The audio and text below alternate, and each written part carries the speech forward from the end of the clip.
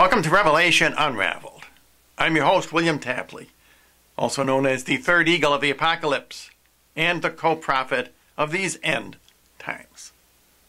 Well, the headline this morning all over the internet was Pope Francis marries couples living in sin. And my first reaction was, good for them. People who are fornicating should get married. But that's not the real problem with what the Pope did. Personally, I think he is trying to prove that he is indeed the false prophet. So now let's read this article from, I believe this is from the Daily Telegraph this morning on the internet. Pope Francis married 20 couples on Sunday, some of whom had already lived together and had children, in the latest sign that the Argentine pontiff wants the Catholic Church to be more inclusive. Well, sure, the Catholic Church is a hospital for sinners, but Pope Francis nowhere said in his homily that fornication was a sin. In the first wedding he had performed in his 18-month-old papacy, the Pope took each couple through their vows in turn, including Gabriella and Guido, who already had children, and thought such a marriage would be impossible, official broadcasting service Radio Vaticana said. The people getting married on Sunday are couples, like many others, the Diocese of Rome said in a statement. Some already live together, some already have children. Well, this fulfills the prophecy of Revelation chapter 11, verse number 2, which says that the holy city will be trampled underfoot by the Gentiles. The Diocese of Rome is making a grave mistake, and they are proving that that prophecy has been fulfilled. And none of us Catholics can any longer trust anything that comes out of the Vatican. The Pope said marriage was real life, not some TV show. I guess that's supposed to be some kind of a joke. The Vatican views sex outside marriage as sin. Well, the Vatican used to regard sex outside of marriage as sin. But Pope Francis stresses the church should be a forgiving one. Why, yes, Jesus told the woman caught in adultery that her sins were forgiven her, but he also told her to go and sin no more. The Pope has said the church must end its obsession with teachings on abortion, contraception, and homosexuality, and become more merciful.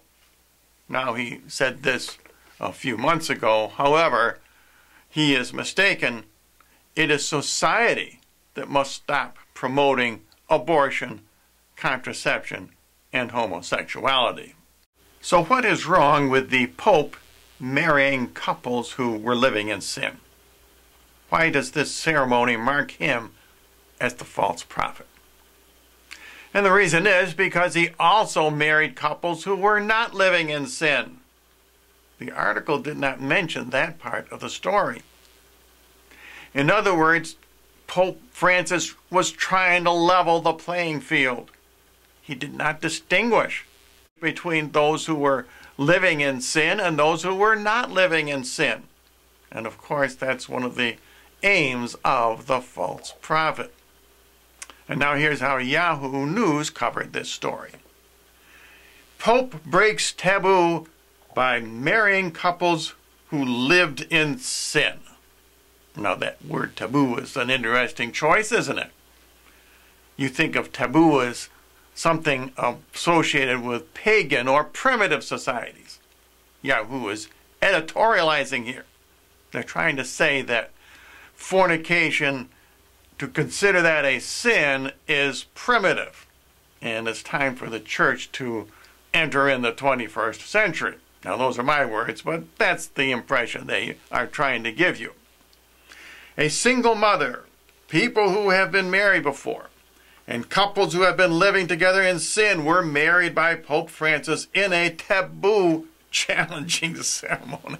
Oh, this is comical. At the Vatican on Sunday. In another signal of the openness of his papacy, Francis asked to marry 40 people from different social backgrounds who would be a realistic, check that word, realistic, sample of modern couples. Popes very rarely perform marriages. The last one was in 2000. And this article continues. The last time a pope performed a marriage was under the leadership of John Paul II in 2000, and before that in 1994. It comes 3 weeks before a major synod of the Catholic Church, which will discuss the divisive issues of marriage, divorce, and contraception.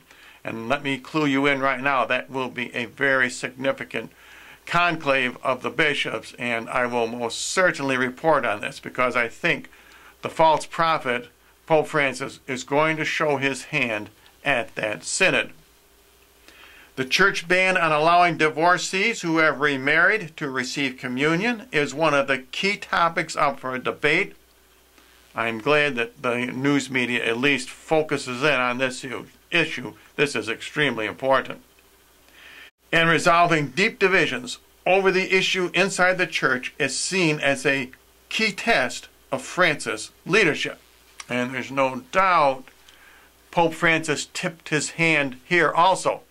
If you remember, back in April, the last week, Pope phoned that woman in Argentina who was living with a man who was not her husband, who had been divorced. They had a civil marriage, not a religious marriage. And the Pope contradicted her local pastor and said that she could receive communion. He said that that priest was more papist than the Pope. He mocked her pastor. That was another huge error on the part of the Pope.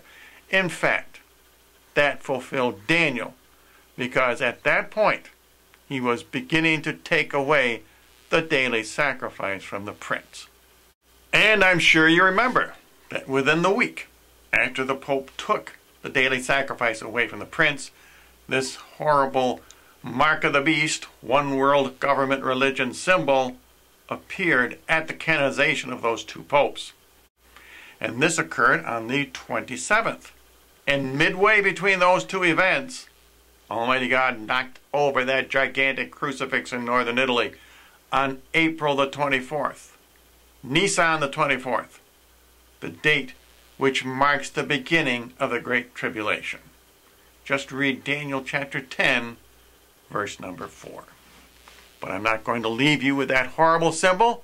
I'm going to leave you with the beautiful symbol of Our Lady of Guadalupe, the woman who is going to crush the serpent, who is going to defeat that ugly Vatican symbol.